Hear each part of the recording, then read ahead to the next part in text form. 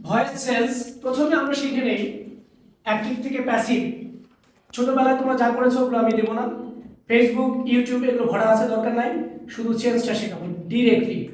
সেটা হচ্ছে am, is, are, was, were, be, being, been, 8টা বিভাগ। এই 8টা বিভাগের পরে পাস্ট পার্টিসিপল থাকলেই তুমি শিক্ষিত হও অশিক্ষিত হও, ইংলিশ জানো আর না জানো, বি ভার্বের পরে পাস্ট পার্টিসিপল মানেই হচ্ছে প্যাসিভ ভয়েস।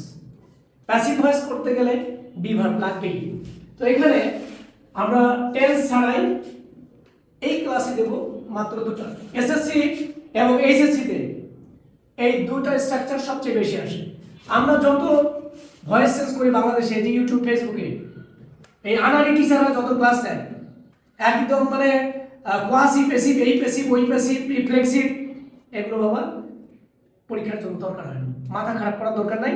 এসএসসি এইচএসসি যারা সামনে পরীক্ষা দিচ্ছ তারা শুধু এই দুটো স্ট্রাকচার ভালো করে খেয়াল করবে, আর পরবর্তীতে আর তিনটা মাত্র 5টা স্ট্রাকচারে ভয়েস চেঞ্জ বোর্ডে যদি কমন না আসে তারপরে আমাকে বলবে। তার মধ্যে 2টা আর 3টা দিচ্ছি পরের ক্লাসে। ভার্বের যদি প্রেজেন্ট ফর্ম থাকে অ্যাক্টিভ ভয়েসে, তাহলে প্যাসিভ করার সময় সাবজেক্ট অবজেক্ট হবে, অবজেক্ট আর সাবজেক্ট হবে, এটা তো জানোই। হেল্পিং ভার্ব আসবে এম, ইজ, আর এর পরে পাস্ট পার্টিসিপল মুখস্থ করবে। ভার্বের প্রেজেন্ট ফর্ম থাকলে প্যাসিভ করার সময় am, is, are plus verb 3। আর যদি প্যাসিভ ভয়েসে am, is, are plus verb 3 থাকে, অ্যাক্টিভ করার সময় আবার সাবজেক্ট অবজেক্ট হবে, অবজেক্ট সাবজেক্ট হবে, ভার্বের প্রেজেন্ট ফর্ম হবে। যেমন দেখো উই প্লে ক্রিকেট, একদম সহজ করে দিচ্ছি। উই প্লে ক্রিকেট, এখানে সাবজেক্ট ভার্বের প্রেজেন্ট ফর্ম, অবজেক্ট এখানে আছে।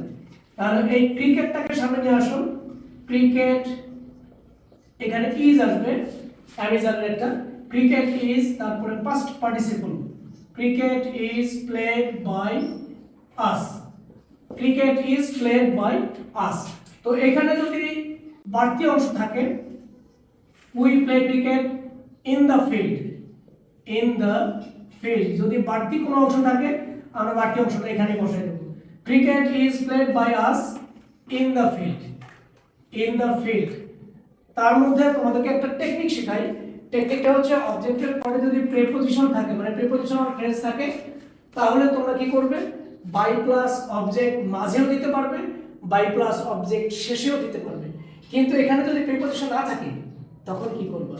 যেমন দেখো আই স, আই এখানে present tense, I C the boys playing cricket, playing cricket. এই সকল ক্ষেত্রে দেখো দ্য বয়েজ হচ্ছে অবজেক্ট, অবজেক্টের পরে আর কোনো প্রিপজিশন নাই। প্রিপজিশন যদি না থাকে তখন আমরা কি করব, বাই প্লাস অবজেক্টটা শেষে ব্যবহার করব। যেমন দ্য বয়েজ, এই দেখো দ্য বয়েজ, যেহেতু প্রেজেন্ট টেন্সে অ্যামিজার আসবে, দ্য বয়েজ আর, এখানে পাস্ট পার্টিসিপল হবে সি এর, দ্য বয়েজ আর সিন, তারপরে এই যে বাড়তি অংশ এরপরে বাই, প্লেইং ক্রিকেট, এখানে দেব প্লেইং ক্রিকেট, প্লেইং ক্রিকেট, তারপরে বাই, এখানে বাই আসবে মি, বাই মি। তার মানে এখানে আমরা কি বুঝলাম, যদি অবজেক্টের পরে প্রিপজিশন থাকে সেই ক্ষেত্রে বাই প্লাস অবজেক্ট মাঝেও দিতে পারবো, শেষেও দিতে পারবো।